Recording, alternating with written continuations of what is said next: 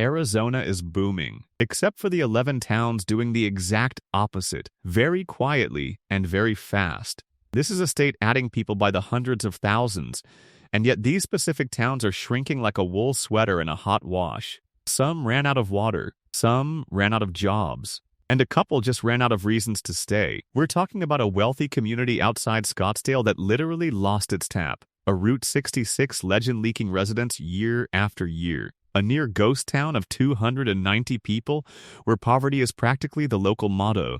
And a mining town frozen in place, waiting on a copper deal that's been almost happening since before you were born.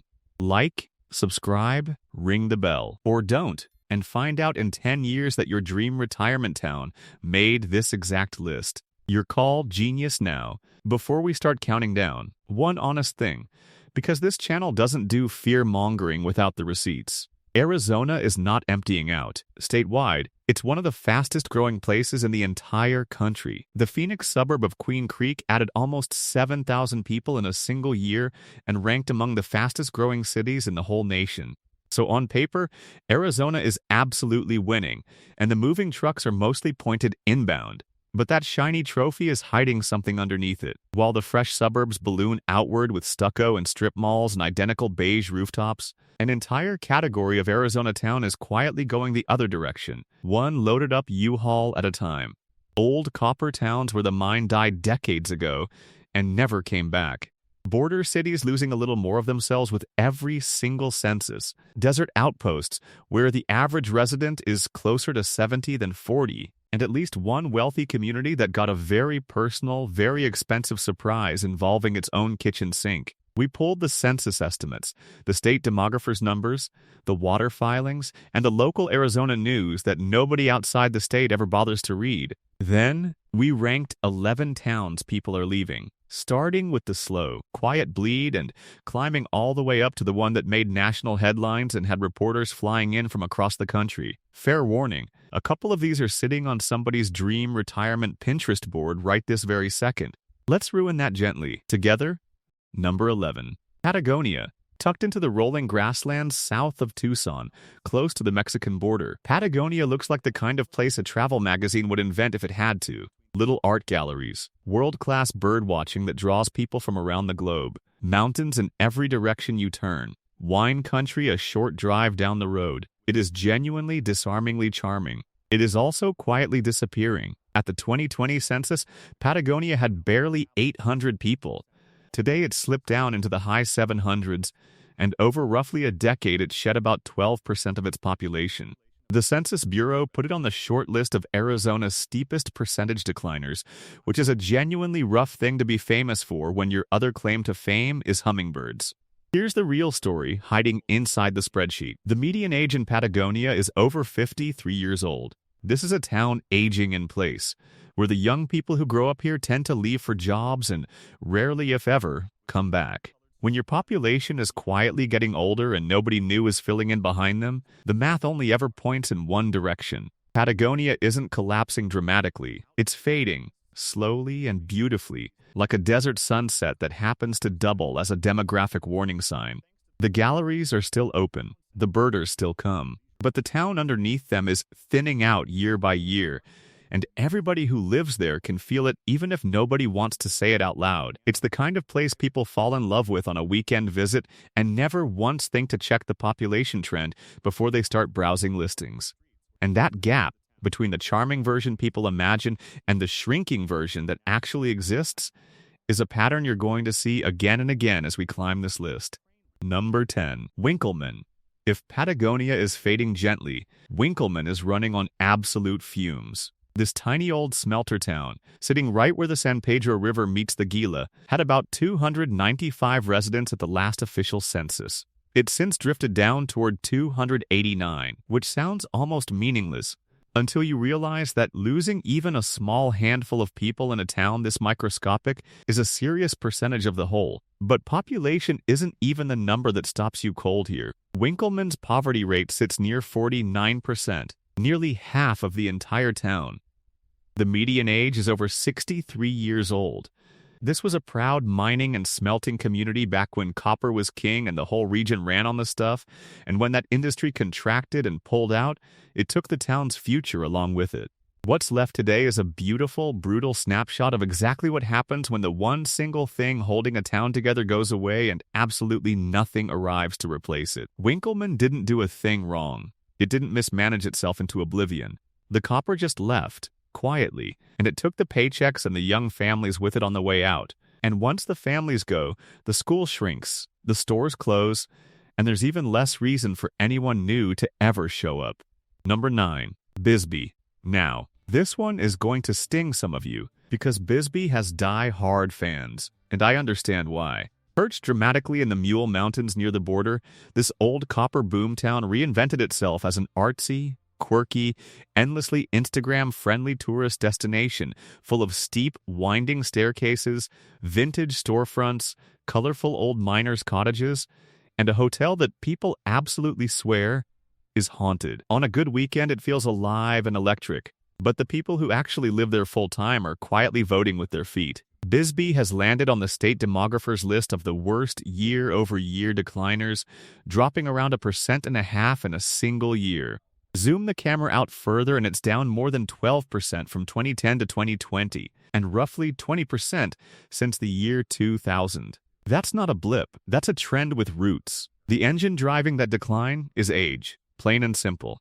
The median resident in Bisbee is pushing 59 years old, and nearly a third of the entire town is 65 or older. The legendary Copper Queen mine shut its doors decades ago, and the tourism economy that eventually replaced it brings in visitors and weekenders, not young families putting down roots and filling up the schools. A town can be genuinely adorable and still be quietly running out of its own next generation. Bisbee is both of those things at the exact same time. And that quiet tension is precisely why it lands this high on the countdown. The postcard is thriving. The town is graying. Number 8. Ajo. Jao is the ghost of a company town, and it barely even tries to hide it anymore. Out in the open desert on the long road toward Rocky Point, Jao was built entirely, top to bottom, around the New Cornelia copper mine. At its absolute peak, this place had nearly 8,000 people living in it. Then, in 1985, after a long and bitter strike, the mine closed for good, and the town cratered almost overnight, crashing all the way down to around 3,000 residents. Here's the detail that really makes it sting. Even today, roughly 4 decades later, Ajo's tax base is still only about a quarter of what it was before the mine shut down. Nearly a third of the town lives below the poverty line. Unemployment has historically run about double what you'd typically see up in Phoenix or over in Tucson. That's a wound that never fully closed. Now, in fairness, because we keep it honest here, Ajo has clawed a little of it back. It nudged back up toward the high 3,000s thanks to a mix of retirees, snowbirds looking for cheap winter sun, and Border Patrol employees who need somewhere affordable to live. There's even a genuine arts-driven revival happening around the historic Old Town Plaza, which is honestly lovely to see. But make no mistake about what this place fundamentally is. This is a town that got gutted the very day the mine walked out the gate, and it has spent 40 long years since then trying to figure out what on earth it's supposed to be now. That kind of scar doesn't fully heal. It just slowly learns to live with itself. Number 7. Miami? No, not that Miami. Put the beach away. This Miami sits along Highway 60 in Arizona's historic Copper Corridor, and it is an absolute masterclass in how a booming town becomes a near memory inside a single lifetime. At its mining peak, Miami was home to more than 7,000 people. Today, that number has quietly collapsed to around 1,500. Read that one more time and let it settle. From 7,000 people down to 1,500. The Inspiration Mine shut down back in 2015, and while a few remaining copper operations in the area keep the town technically breathing, local reporting describes an ongoing exodus of younger residents chasing wider opportunities somewhere, anywhere, that isn't here. Drive slowly through the middle of it and you'll see the whole story written right there on the landscape. Old smelter stacks looming over crumbling storefronts. Historic brick buildings that were clearly gorgeous once and are now mostly just standing there, waiting for something that isn't coming. Miami has this eerie, frozen and amber quality to it, where you can practically see the bustling town it used to be layered directly over the hollowed-out town it actually is now. That's the kind of population number that makes a real estate spreadsheet quietly start to cry. And it's a sharp reminder that the phrase cheap house in a charming historic town sometimes comes attached to an asterisk roughly the size of an abandoned copper mine. Number 6. Globe. Right next door to Miami sits Globe, the Gila County seat, and its particular story is less about dramatic collapse and more about a slow-motion struggle just to stay upright and keep the lights on. Globe had around 7,200 people at the last census and has been slipping ever so slightly downward ever since. It's not falling off any cliff. It's just quietly treading water while the current keeps pulling steadily at its ankles. Globe is still deeply tied to mining, with major copper operations nearby doing most of the work of keeping paychecks flowing. But it's also carrying a second, much wetter problem. Repeated catastrophic flooding keeps hammering the area, tearing through and making an already tough place even tougher and more expensive to rebuild each time. When your entire town depends on the boom and bust mood swings of global copper prices, and it also periodically floods, planning any kind of stable long-term future gets extremely complicated, extremely fast. Globe is the kind of town that isn't going anywhere overnight. It has too much history and too much stubbornness for that. But it also hasn't found a real, compelling reason to grow in a very, very long time. It's stuck idling in neutral, in a state that's currently flooring the accelerator absolutely everywhere else. And in a place growing as fast as Arizona, standing still is its own slow kind of falling behind. Talk to anyone who grew up here, and they'll tell you the same thing. The good jobs used to be a given, something you could count on for a whole career. Now they come and go with the copper market, and the young people leave to chase the ones that stay put. What's left is a proud historic town slowly emptying of the exact people it needs most to have any future at all. Quick pause here, because we're right at the halfway point, and things are genuinely about to get bigger and stranger. If you're finding this useful, or at the very least entertainingly grim, do the thing. Hit that subscribe button. This channel breaks down the best and worst places to live all across America every single week.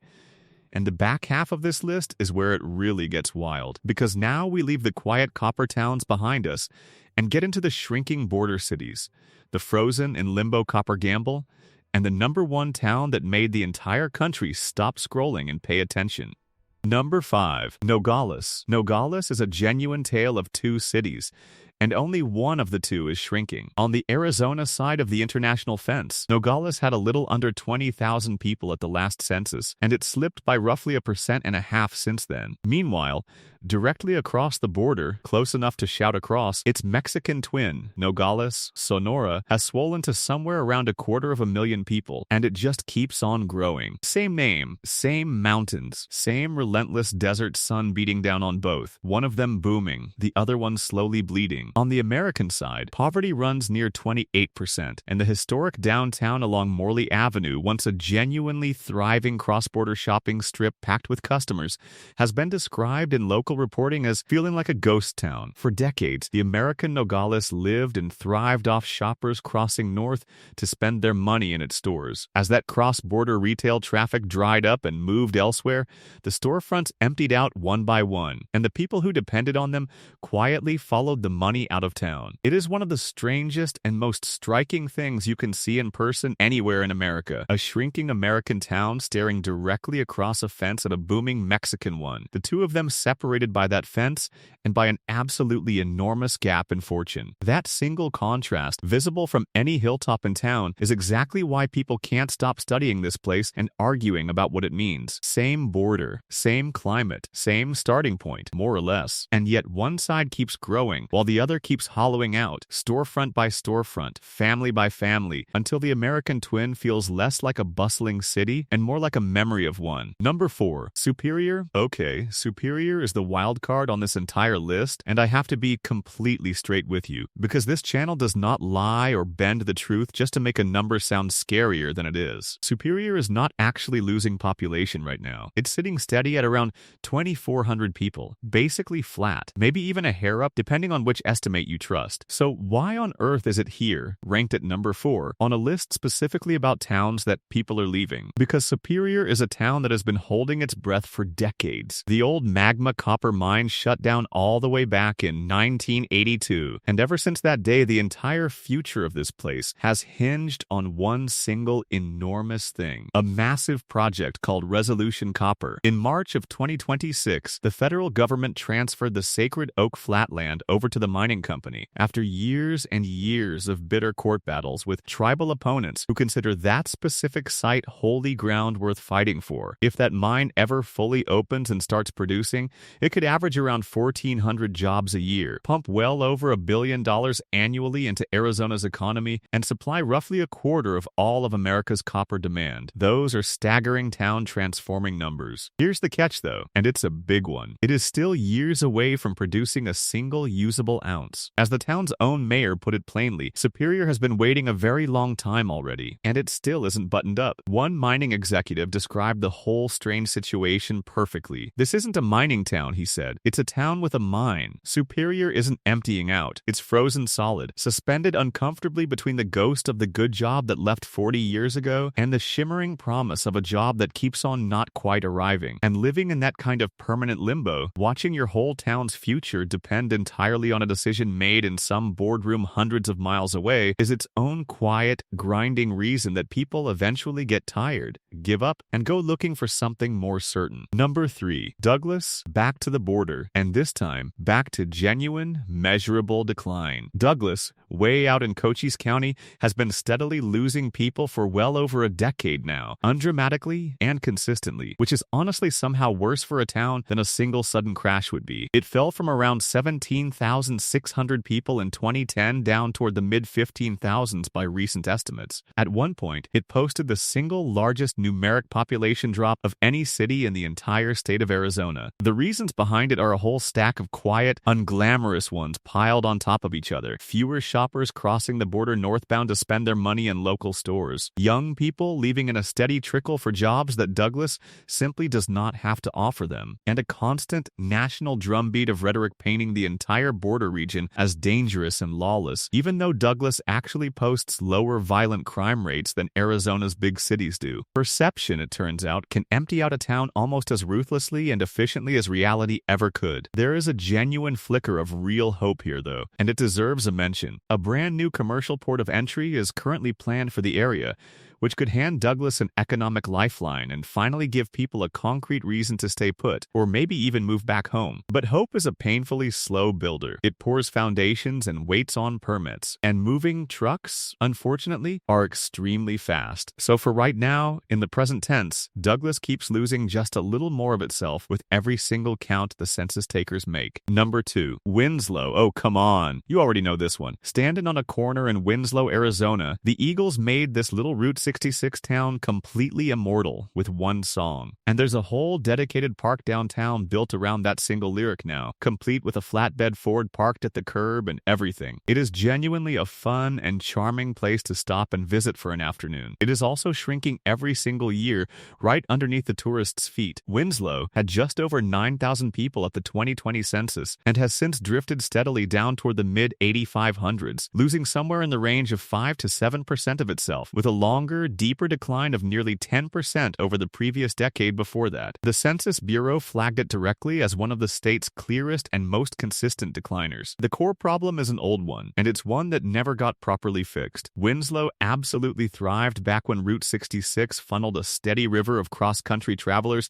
straight through the beating heart of its downtown. Then Interstate 40 came along and quietly, permanently bypassed the entire town, and all that traffic and all that traveler money went right along with it. What's left behind today leans heavily on tourism, the BNSF railroad that still rumbles through, and a regional healthcare system, all while the poverty rate hovers somewhere near 30%. Winslow is a town living, in large part, off a song, a famous corner, and a warm collective memory of the days when the whole country used to drive directly through its front door. Take it easy indeed, and now, at long last, number 1. The one that made the entire nation stop and stare in disbelief. Rio Verde foothills. foothills. Here's exactly what makes this the true exodus that nobody in a million years saw coming. Rio Verde foothills is not some poor, forgotten, rusted-out mining relic clinging to a highway. Far from it. It's an affluent, unincorporated community of sprawling horse properties and custom desert dream homes sitting pretty just northeast of Scottsdale. These are absolutely not the people you would ever expect to see featured in a video about American towns emptying out and running dry. And that jarring contradiction is the precise reason it became a coast-to-coast national story overnight. For years and years, hundreds of these expensive homes had no water infrastructure of their own whatsoever. None. Instead, they relied entirely on water physically hauled in by truck, filled up at a standpipe that happened to be owned and operated by the neighboring city of Scottsdale. Out of roughly 2,000 total properties in the community, about 500 of them depended completely and totally on that hauled water, with a couple hundred more using it to supplement their private wells. And the whole arrangement worked just fine for a long time, right up until the exact moment it very suddenly and very publicly did not. On January 1st,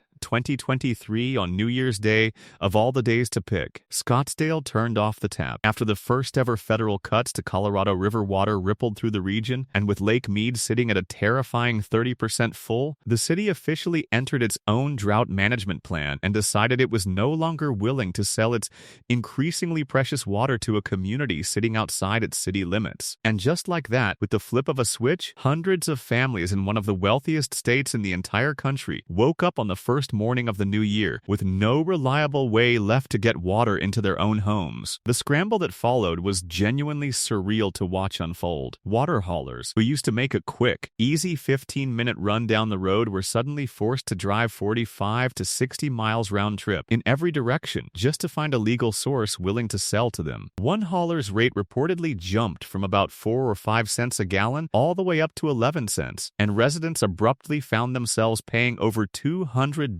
more every single month for the exact same 3,000 gallons of water they had always used without a second thought. People with beautiful custom homes and sparkling backyard swimming pools were suddenly rationing toilet flushes and carefully calculating their showers by the gallon, like they were camping on their own property. It took a genuine, drawn-out political brawl to finally fix the whole mess. After one proposed bill got vetoed and sent everyone back to square one, state regulators eventually approved a long-term solution through a private utility company in late 2023. That solution came with a brand new rate structure, a hefty $24,000 hookup fee for any new construction, a hard cap on exactly how many homes could ever connect to it, and even, incredibly, a lottery to decide which lucky homeowners actually got in the door. A permanent water station finally, mercifully, opened up at the very start of 2026, so Rio Verde got its happy ending, more or less. But the hard lesson it left behind for the rest of us is the entire reason this video exists in the first place. In the modern American West, in the year we're living in right now, water is no longer some automatic guarantee that quietly comes bundled with the house you buy. It's a privilege. And a privilege, as these folks learned the hard way, can be switched right off on a random Tuesday morning by someone you've never met. Rio Verde Foothills was simply the very first community to learn that brutal lesson live, on national television with the cameras rolling. It will absolutely not be the last one to learn it. So why is any of this actually happening? Underneath it all, zoom all the way out,